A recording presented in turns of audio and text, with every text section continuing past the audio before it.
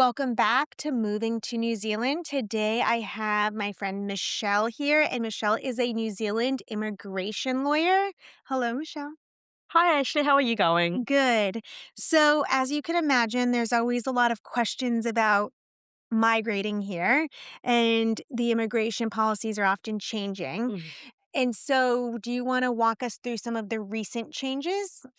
Yeah, so I'm just thinking about how recent, because in immigration in New Zealand, the policy's always changing. For us in the industry, we actually say that one thing that's constant is change. Yeah, that's true. Because it does change with each government shift, right? Usually, The big yes. change. Okay. Yeah, Yeah. Because big the changes. way here you were saying that with labor government several years back, the investment visa was like $15 million now, and then it was at 1 and then 3 million, and now it's sitting at 5 million. 5 and 10 million, yes. Okay. And so, yeah. So do you want to talk about any of that or any other pathway? I think probably most tropical at the moment, you'll see a lot of it on the news, is the accredited employer work visa. Okay. Yeah, so we can talk about that Yeah. because that scheme was introduced actually by Labor, and now National have been sort of, I guess, cracking down on it. So a bit more Oh, okay. compliance and stuff like that, but Okay. with a bit more flexibility for allowing people to come here with job offers or genuine job offers and visas lasting between 3 and 5 years based on like the type of skill sets they have and the work experience they have. That's one scheme that's probably come about since COVID. Okay. Yeah, so Okay. that's a lot, and there's always changes to it within, like, in terms of, like, little tweaks to it and stuff like that, but I get a lot of people asking about that pathway as well. Okay, so Yeah. what is the most common pathway that you see from your clients?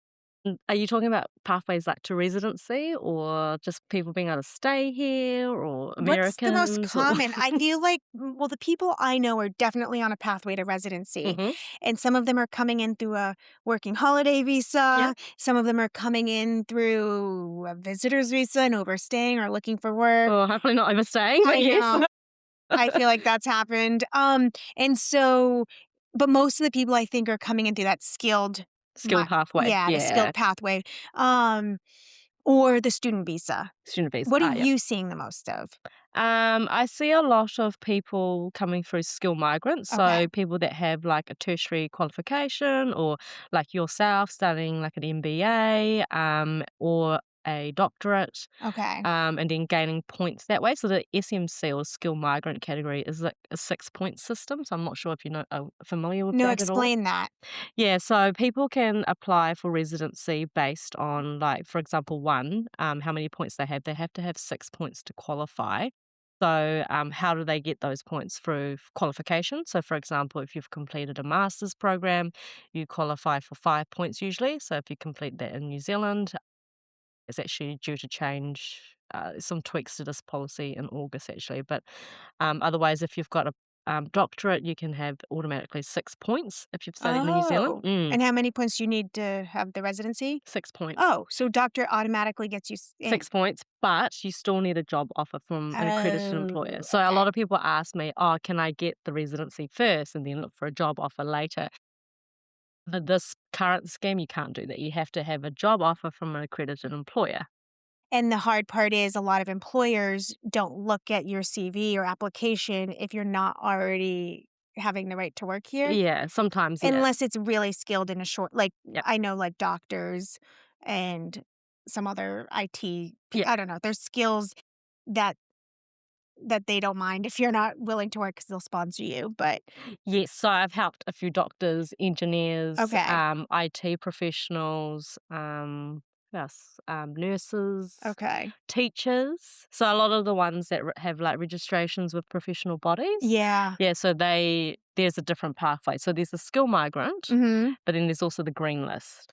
Well, they're different. They're Skilled different. migrant is different than green Yep, list? there's just two Oh, different what's the pathways. difference of that? So the green list one is like straight to residency. Basically, if you've got a job offer with an accredited employer and you are in a certain profession, those listed on the green list. Okay, which are engineers, doctors, Mm, teachers. yes.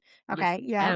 And you earn a certain amount of money, then you can apply straight to residency. And you can actually do that offshore. So I've actually helped a few Americans that, yeah, have been successful in their interviews, working for good accredited employers and are basically applying straight to residency from the States. And they not just them, but their whole families, Yeah, as in, like, whole family. children and, Children and spouse or wife. partner, Yeah. yeah. Okay, so then what's the so that's green list, and then what's the skilled migrant Mhm. is not a path to residency, and It's a different path to residency. it's the point system. Yeah, it's the point Okay, system. so And you green have to apply for, like, an expression of interest, so basically saying, "Oh, yes, I have 6 points," and then you can apply. And so once you're invited to apply from Immigration New Zealand, then you can apply for residency. Oh, Whereas with the okay, green list, for example, under Tier 1, so it's straight to residency, you don't need that invitation. All you okay, need is basically prepare your residency, by yourself, with a lawyer, with an yeah, expert, and then submit it. okay. So tell me why people should engage with a lawyer in this process. Actually, in the last couple of weeks, it's been quite funny. People have been asking for my help because ChatGPT can't answer their questions. That's good, that's good. So that's been quite fun. I'm like, "Oh, okay, that's good. At least I'm one on AI." I know because that's something that I thought, I'm like, "Ooh, lawyers are gonna be the first to go with Mm. AI I and thought stuff that like that." That was, like, a fear that I had, but yeah, no, it's not not the picking up. case. That's good. Yeah, so I deal with, like, people so people that are basically have used ChatGPT, which, totally why not, it's free, Yeah, or use some sort of AI, but the problem is if you don't have that baseline of information, AI can't provide that. So it's really important that you do filter that information because sometimes the information or the source of information is not accurate or it's old. or it's old and Mhm. it becomes a problem for your own application. And when you're spending, like, up to $6,500 Is that how much the applications are for now? residency. Oh, wow. Yeah, up to 6,500, yeah. So when you're spending that kind of money, I would actually suggest even if you pay for, like for me, I offer, like, initial consultations, but obviously you don't have to come through me, but if you pay for someone's time, even if it's an hour or 2, then at least you have that peace of mind Yeah, because you're investing your future and your family's future and spending $6,500 because the case scenario is you spend all that time, all that money, and it's declined. yeah, Yeah, which I also see a lot of, so yeah. No, well, even even with myself who had a legal background, knew how to file and read directions, and I did my husband on the other end, Mm, Kiwi to America, mm, got him through his citizenship all on my own, like mm. not an issue, mostly not an issue. Then I came here and it was just different. I had 2 kids, I was moving a dog, I had Yeah, it was me coming here, so my plate was so much more full and my mm. brain wasn't functioning at the same capacity. It was, you know, 18 years prior, and, I should have gone straight to residency as a spouse of a Yeah, Kiwi, of course. and I went for a work visa, and then I just went all the wrong way, so I've only been a permanent resident, I think, for 3 years, and then yeah. And I think actually, no, we met through Yeah. boot camp, but What also was I through then? you were, asking me to certify something or something, and I was like, "Oh, hey, hello." Yes, that That's is. You how we met, certified something for one of if you my don't mind, yeah. visas, yeah, and it Yeah, wasn't the right I skipped around and did it out of yeah. order, and I remember we chat about this when I was yeah. Oh, certifying. I'm yeah, like, you "Hey, oh, why did you do it this okay, way?" yeah. Yeah. 'Cause I should have become a PR right within the first 3 months, or Yeah. actually, I think I could have when I moved here, I could have become a citizen within 3 months at that point. No, you could have actually so if you're offshore and with a Kiwi partner Yeah, for explain 5 that. years or Yeah. more, you can apply straight to permanent residency. Okay, yeah. Yeah, and then after holding your residency for 5 years, then you can apply to become a citizen. Yeah, Yeah, whoops. And, and it saves so much more money. yes, it was a lot of money, a lot of document collection, and then the other thing I have to do, which, um, I'll do that, well, before we leave this country, if we leave this country, is my kids only have citizenship by descent from their dad because we made them Uh, citizens from the US, yes, of course. and Yep. so now they can't pass theirs on. No. So what is that called? The citizen by I think you have to basically reapply for them to have like change that status. So it's yeah, not by descent, but by grant. yeah, But okay, that's through internal affairs. Yeah. yeah, So I always suggest it because that gives your children the option to of, pass it yeah, to on. pass it on. Yeah, And I don't think I haven't done the process myself, to be honest, but yeah. I don't think it's a difficult process. That's and internal affairs is separate to, Oh, it's not even through no, immigration? no, no, it's separate to immigration. Oh, that's good to Yeah. know. Because when I was ready, I was just gonna go on the immigration site and figure it No, out, no, no. but Okay. Deal with, I deal with internal affairs only when there's, like, complicated citizenship matters, Yeah. so but for this one, you can actually contact them, and they're super lovely. Okay, that's Really cool. lovely, they pick up straight away. Oh, Yeah, that's and they nice. love, like, a little bit the queries of it are a little bit different, they love it because it Okay. keeps their life interesting. That's okay, that's good. What else does internal affairs do? Like registering marriages, births, Oh, deaths, okay, yeah. yeah, so Mm, this is, like, a little bit off their mm. everyday. Mm. What are some of the most interesting questions you get from potential clients? Anything. Okay, so the last couple of weeks, actually, probably like 6 to 8 weeks, I've been noticing a shift in, like, visa applications getting a lot more scrutiny. Oh, from the immigration. Yeah, from Okay. immigration. So I've been seeing that case officers look back on other visa applications and check to see if If it's things have been consistent. consistent? Yeah. And I've Oh. been noticing a lot more letters saying, "Oh, you've provided false and misleading information. It's an offence to do something like this." And it could go, you could be in prison for up to 7 years or fined 100,000. Obviously, that doesn't happen. Yeah. But yeah, or they'll decline your visa, or yeah, I've been noticing a lot more of those letters being issued, Okay. which actually kind of makes sense because currently the current Minister of Immigration, she really wants to focus more on, basically stopping criminals from coming into Of the country and course. staying, and Yeah. which totally, as a Kiwi, I Yeah. absolutely understand. Yeah.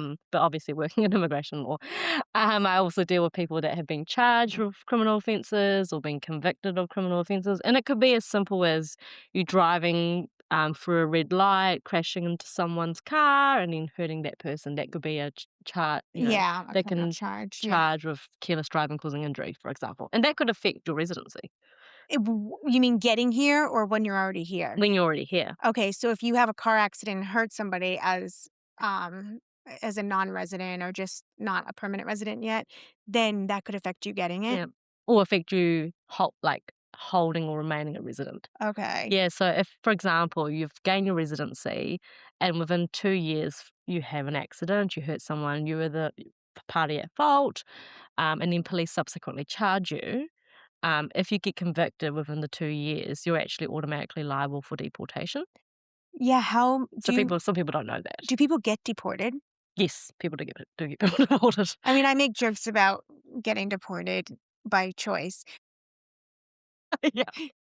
when I'm having a hard time here. But yeah, what do people get deported for?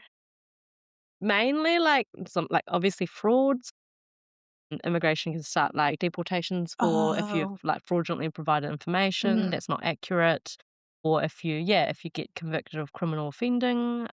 Even, like, I think you asked me about a DUI, Yeah, so yeah, yeah. in New Zealand, it's called an EBA, so drives with excess breath alcohol, So if you get that, you're up for deportation? so if you're a resident and within the first 2 years you do get that and you get convicted, then you're actually automatically liable for deportation, and that actually lasts for 10 years. And can you argue that? You can. There's a few steps before you're actually deported. Uh-huh. And depending on your circumstances, they might just suspend you on, like, a good behavior bond. Yeah, like I said, the current government's cracking down on it, so they're Okay. making a rule change. There's an amendment to the law at the moment. At the end of next month, even if you are charged and you plead guilty, then you're liable for deportation. That's the Wow. rule change. At the moment, the law is if you get convicted. Oh, but now it's Yes. even okay. So it's gonna be a bit more tougher in the next couple of months, Yeah. because I know a few criminal lawyers that have helped clients with being able to essentially get off their charges because they're not Mm, because of immigration consequences. okay. Yeah. Yeah, that's crazy. I wonder if they're using AI to find these discrepancies in the previous filings, like putting previous filings with new ones and saying, like find inconsistencies. Oh, yeah, I never actually thought about that, but it would kind of make sense, but I actually don't know if they've got the funding for it because at the Yeah. moment they're basically the reason why the application fees are so high is because they're paying for three different systems. So that current system is the apply system, which they want all applications to move to. But at the moment we've Oh. got a paper system, the Oh, there's online still paper? yeah, an iGEMS or IGMS system, which is the old system that's been running since like 2016 or something. Okay. Maybe earlier, don't quote me on that one. But then there's also the Apply system, which I introduced during COVID to deal with the Yes. volume of applications. Oh. And basically it's a user pay system, so which explains why our fees are so high. Yeah. Oh, okay, I've only used the apply Yeah. then. Oh, but who Oh, do no, you would have used the iGEMS because of the yeah? partnership. Oh, okay. Yeah, that's on like, the older system. Oh, the partnership one is? Yeah, Okay. yeah. Um, oh, so wait, why was there a big increase during COVID if the country was closed? Oh, it's after like, Oh, just when our after. borders yeah, Oh, it was when they opened. Yeah, when their yeah. borders opened because there was a huge influx of Yeah, people. Yeah. yeah. Everyone had been, like, waiting to Yeah. come and then they yeah. Um, oh, that's interesting. So who are you seeing, um, are is there anyone from a particular one particular country that you're seeing a lot more increase of applications than others? I have noticed a few more from, like, the US and the UK and Ireland, actually, yeah. Okay. Because I speak Mandarin and Cantonese, I also deal with, like, Chinese clients. Yeah, I guess it's Are just you all sorts. fluent in both of those languages? Mostly Good. fluent, Oh, yeah. that's good. Yeah. I was born in New Zealand, but I went to Shanghai to study, Chinese and law, when I was in uni. I don't know if you knew Oh, that about that's me. where you went to uni? No, no, no, I went Oh, to uni in New Zealand, okay. but I did, like, an exchange. Oh, and so then Yeah, you I were don't know if you able yeah. so you didn't learn the language until you went back there? I didn't learn So you Mandarin yeah, until I okay. went back to China, yeah. Oh, I went on a scholarship, so that's that's free. cool, and that's very useful. I know, I tell my kids that's a useful language to have, or I'm to trying to learn. bring our baby up in different languages as well. Oh, are you speaking Yeah. bilingually? Do Yes, Cantonese and okay. Mandarin. Oh, Yeah. yeah. He's so confused, I picture. No, but everyone says if you speak both like, if yeah, if you speak both languages or 3 whatever, they'll pick up on it, Yeah, and I hope just so. like, that's awesome. Okay, so we've gone through that visa. Does anyone,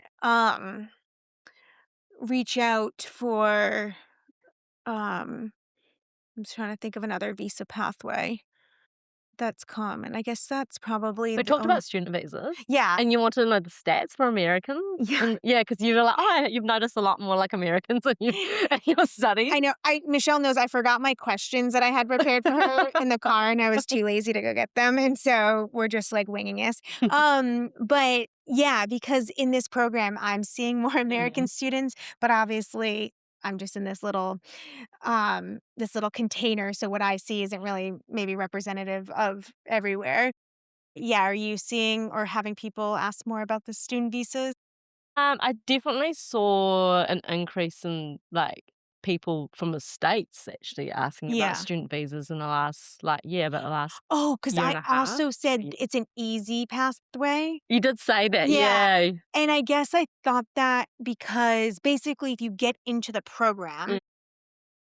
you get in and you get your pathway, and then you get to bring your partner, and the partner automatically gets a working visa. Oh, no, no, Oh, like, if you've studied the MBA program or student yeah, visa, you are afterwards, you are eligible for a open work visa, so that's yeah. probably what you mean. So they can still support their partner and children on, the student visa, and then also on the work visa, so the open work Oh, visa. So okay. they don't actually get automatically residency. No, they have to, like, get a job Yeah, for they have to have 3 a job. years, or no, they have 3 years to It's a secure a job job, but the job has to meet a certain requirements. requirement of, salary. Yeah. Or, like or the role itself, right? So you can't Okay. work, for example, sometimes, Can't work at McDonald's no, behind the counter, it wouldn't meet the no, requirements, no. yeah.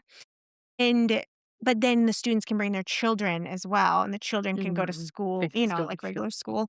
Um, And they don't have to pay for it, which is quite cool. So I know. they become students as like, they become domestic students. Yeah, and Yeah. they don't have to pay international fee. No. But the students, like the university student, like people in my program, Mm. they pay an international fees to the Yes. university. And that's very expensive. So, like, say my MBA, it goes up every year, but let's just say it costs $35,000 domestically. It costs like Oh my god, 65,000 for an really? international I student. did not have Yeah, no idea that. Wow, yeah. that's a So lot. it costs a lot more for an international student. Mm. So they're bringing a lot more money to the system, Mm. to the university. And there's like discussion about they're not really receiving extra support. Like they don't get anything Extra. extra for that much money. Well, there should be, just from my remembrance of university, but there should be, like, an international services department, like, there should Yeah. be someone well, there should be someone. I think there is for undergraduates, but it might not be as helpful Ah, for you know, older like the postgraduate? graduate, yeah, the Yeah. postgraduates. Because, you know, an undergraduate isn't postgraduates are often coming with families and they're just Mm. like trying to get a lot more together. They're obviously not living on campus housing No, of and course, yeah. stuff like that. So it gets a little bit more, it's more for them to sort out and figure out kind of thing. Oh, I didn't Yeah. actually know that. There's such a Yeah. gap. Yeah. And so Wow. just the Americans that have come here and then I've met up with them at the coffee shop or Mm, something and they're like just trying to do all of these things, like get their kids into school and figure, you know, get a rental. But in order to get a rental, you need to have you know, a letter of recommendation, mm. you know, you have to bring that over Or confirmation of address or, yeah, just all those confirming that you're moving parts, yeah, yeah. that can if you show up 2 weeks before uni starts, that can be very overwhelming to get done. Yes, especially if you've got children because you need to enroll them into school. That takes Yeah, a process in itself. yeah, and the visa this guy who I've he's gonna be on the podcast soon, but I don't know what they messed up in their filing, but he's paying tuition for his kids to go to the public high school here, and I was like, "No, they're supposed to get to go," No, but they're supposed to be dependents or something domestic something students. went wrong. He must have filed him he didn't get a lawyer. Oh, dear. So So I would recommend he have a look at yeah, the visa, like the student visa, because it should say if it's considered a domestic student yeah, rather than a his full kids at PP. least. Big Yeah, yeah. I know, I was like, "That is very That's so expensive. unfortunate, Yeah. expensive." So, that was a disappointing mistake for him. Yeah, what kind of other mistakes do you see people make? Like, people try to do it on their own, make a mistake, and then call you? Usually, yes. Yeah, so, like, what kind of mistakes do they make? What are the mistakes? So they might, for example, if it's partnership, they might not have the date right, or Oh, okay. in terms of like if they've separated from their partners and then they backtrack the dates. I mean, separate from their first partners and they've got a second partner, Oh, and then it becomes okay. fraud. They haven't told immigration they've been charged by police. They haven't got their visas renewed in time. So, for example, they might have just like thought, because usually immigration send you like reminders. Like I get all the reminders all the time of clients' visas expiring, but sometimes it just gets lost in the system. It's not automated. It usually is automated, but people like think that I've got a visa till the 31st of March, but actually the issue date might be like the 25th of March, and Yeah. so then they realize on the 31st of March when they try to renew the visa, they can't because they're Oh, no okay. longer lawful. Oh, Yeah. okay. So I get those. I get criminal lawyers asking for opinions for their clients in court Oh that are just discussing like immigration oh, consequences. because the criminal lawyers don't understand the immigration process, so Yeah. you can help yeah, consult with them on that part. Or like family Oh. lawyers, like for example, if children are involved I and interviewed like someone, an American married a Kiwi or I don't even know if they were married, but, you know, had a partner. child with a Kiwi, um, and then she's stuck here now Yeah. because she can't just take her kid and go back to No, America, because the family court will probably order it to not, for and her she'd not to leave. only been here for, like, a year, so it wasn't Oh, that's a bit it's tough. like Yeah. it wasn't she was a very it was she was very, open and Mhm. vulnerable on the podcast, and that was really helpful because I thought that was an important story to share Yeah. because you just don't know what's gonna happen. You're in love, you're young, Mm. and then you're here and you might feel isolated if you don't have a lot of family Sure. or, you know, if you don't live in a city. A lot of places here are quite rural, Yes. and if that's not what you're used to, and so these things are realities of moving abroad, and Yes. that's why with this podcast, I didn't wanna just share the The look, good, the yeah, it's happy. beautiful, like, we're Yeah. living in utopia.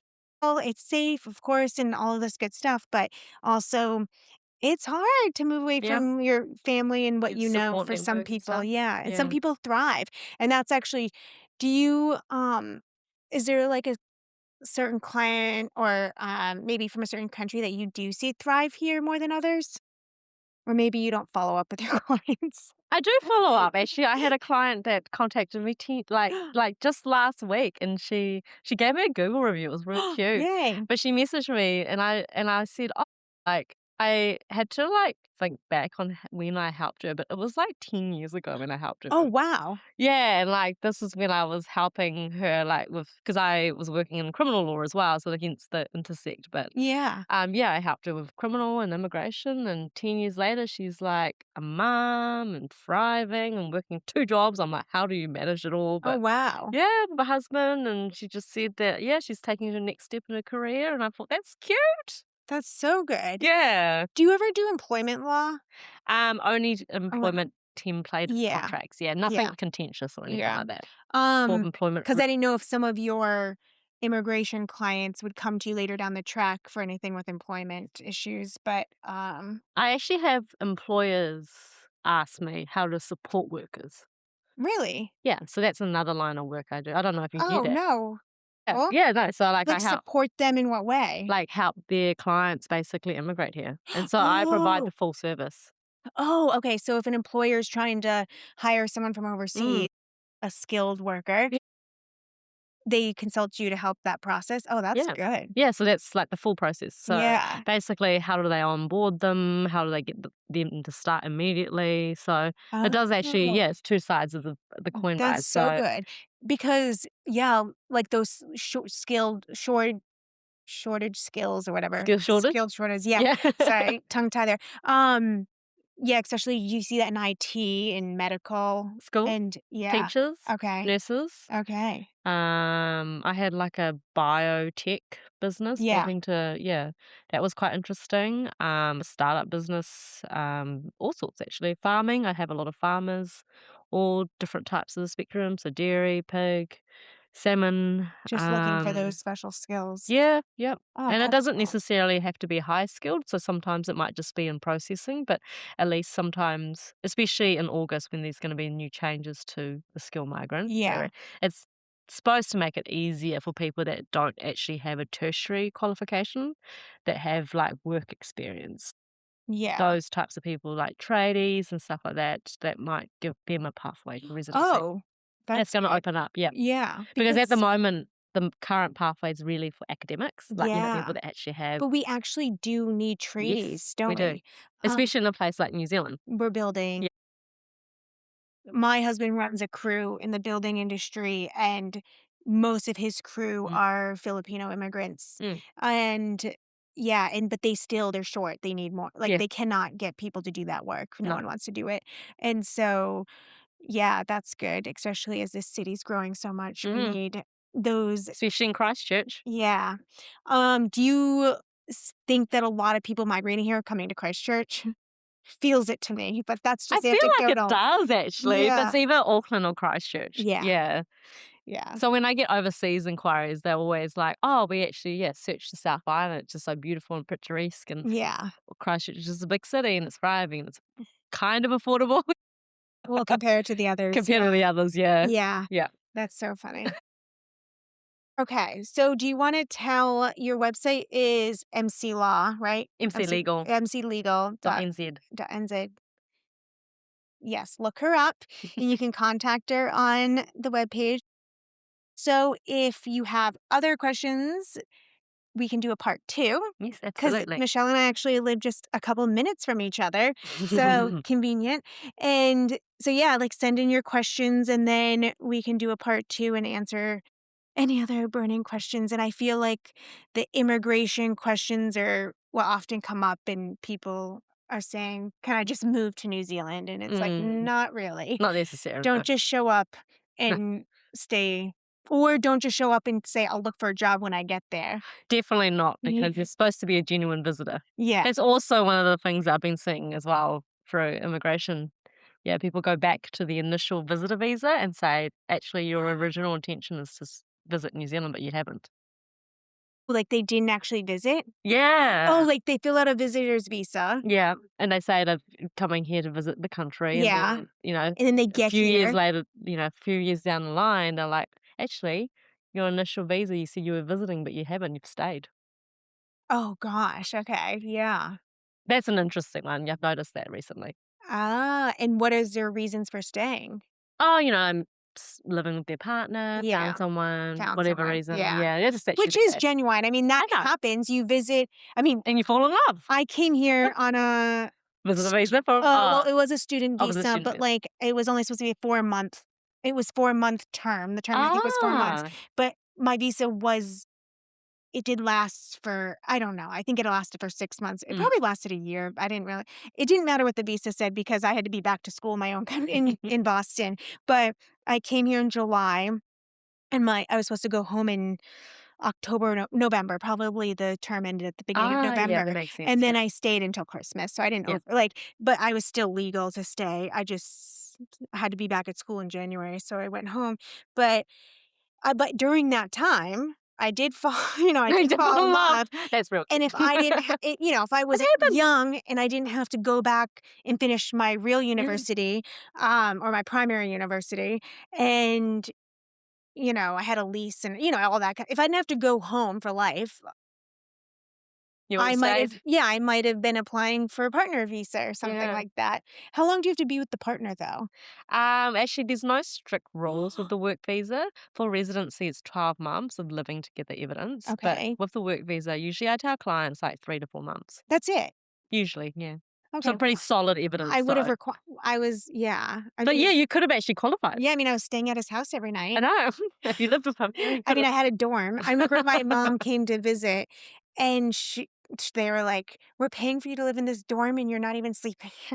I was like, I do. I come home."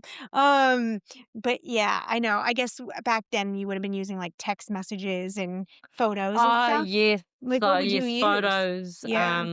actually, before 2009, it would have been I think under the old law, would have just been a marriage certificate. So people would go to Oh. internal affairs, get married, and then Oh, yeah, just so get the marriage certificate. yeah, Yeah, but then they changed the law, so it because had to people be were just doing that. yes. Yeah. Yes, they were. So that's why okay, when I was doing the permanent residency this last time or Yeah, the resident one, the one that you have to collect all of your living together, relationship yeah, stuff, but we had moved in America, every single thing was in my name or both of our we had been yeah, established for so long. yes. I had tons of stuff mailed to the house in both of our Oh, names, amazing, all this yeah, stuff. No, but when we moved here and because I didn't do it on time, it yeah. had been like we'd been living here long enough that those things were not valid anymore, they were old. Oh, so And because the emphasis is on the last 12 yeah. months. If you came into the country and you didn't apply for permanent residency straight away, usually there's like a period of 3 months, Yeah, so that's a and I critical missed time, and that. not many people know that Well, that's what I actually. missed, the 3 months. So then Yeah, but when and you don't get told that. no, and when we got here, Andrew was just because it was his country, he was signing up for everything in just his name. Everything was just in his name Oh, because he just already had no. the bank account. He had Yeah, he had everything. The house was in his name yeah, from way before. yeah. So nothing was in both of our names, nothing. Ah, And so yeah. I could not it was so hard. We had nothing with both of our names, but then and nothing really gets mailed here. Like I just didn't have I had Ah. nothing. I had one bank account in my name here. Oh, And so it wow. was really hard to collect evidence to show that we were both living at the same address. Ah, yeah, And so pro tip yeah, actually, I always tell clients, this is a random tip, go to, like, New World, sign up for a membership card. Go to Countdown, sign up for a because membership then they card. send it in the mail. Yes, they send it in the mail because you don't really get physical mail anymore. So you Right. need to actually get these because the policy is still outdated. Yeah. It hasn't evolved with technology. So you still need letters to your address. So Yes. I always say New World, Pack and Save, Countdown New World, whatever. Yeah, get all the And then cards. Farmers, Yeah. Warehouse, all of those. And then sign it up for like different periods of time as well because you don't want them to all just be the same month because that has to Yeah. show a continuation. Yeah. Okay, and AA. Well, AA, like, you have to yes, pay for that one. insurance. Uh, The insurance, you have to have, like, both your yeah. names on it. Yeah. Uh, Just a random hack. yeah, yeah, that part we and I was like, "We have been married for, like, 17 years, I have 2 children, look at my marriage certificate," but it didn't matter what kind of historical evidence I had, Yeah. it was The on last 12 those months. and so for somehow in those 12 months that they needed, I had nothing, and it was Tough. so hard to, like, scrape it together, and, because I was like, "Well, just go to my social media accounts," Mm. but, that was an add-on, but it was really came down to the No, address, because yeah. because the policy is both genuine and stable partnership, but also living Also together. living, yeah. Yeah, so you would have had the genuine stable partnership because of the social media, but you Yeah. don't have the living together. I And did I get actually a few people who ask me this because they're like, "We've got so many photos, so yeah, many friends and yeah, posts and blah, blah, blah." I'm like, "I know, but you need letters. yeah. You need, like, stuff that's, like, physically under your name, like bills or whatever, like electricity, internet, phone. Yeah. Yeah. So we learned that. I was like, I would give that advice to anyone coming here or, doing this. Put both of your names on Mm, all of those utilities and everything mm, for just for that purpose alone, which, yeah, we hadn't done. Just because of ease, he was mm. signing up and just did his own. Like, Yeah, it made sense I didn't because he need was there. ownership of it. He was paying it because I wasn't working yet. Yeah. So, yeah, that became a thing. Or even if you're working, like, ask your employer to put your address on the payslips. At one point, I told the immigration advisor, like from immigration, like we were emailing. He's like, "Nope, you need more evidence. You didn't provide Mhm. enough evidence." And I was like, I said, "I'm gonna have to go to marriage therapy over this, and then I'll show you that. I'll give you that record." Yeah. As evidence or something like that. He's like, as long as it has your address, Ashley. Like he did kind of joke around with me. That's nice. Um, Because actually if they said marriage counselling and he takes like, some of the, like, the more newer immigration officers, they might think you're oh, not actually stable. okay. Yeah, I so Oh, I fully admitted we were rocky at this point because of this process. Yeah. Um, yeah, So at least he was a bit more I like know. yeah. Uh, Down to whoopsies. earth, I nice. know. That might have been when I was, like, working on my deportation. Self-sabotage, You know, sabotage, I was right? at the law firm with the law firm that will remain unnamed at that time, and so I was kind of like, "Oof, get me out of here." But anyway, all ended well, and it was good. So, now I'm on my pathway to citizenship. Okay, we're gonna wrap up, and again, we can do a part 2 with any questions, but, anything else you wanna add? No, I've really enjoyed appearing on the podcast today. Okay. Yeah, I'm looking forward to the questions. Okay, thank Thank you. you.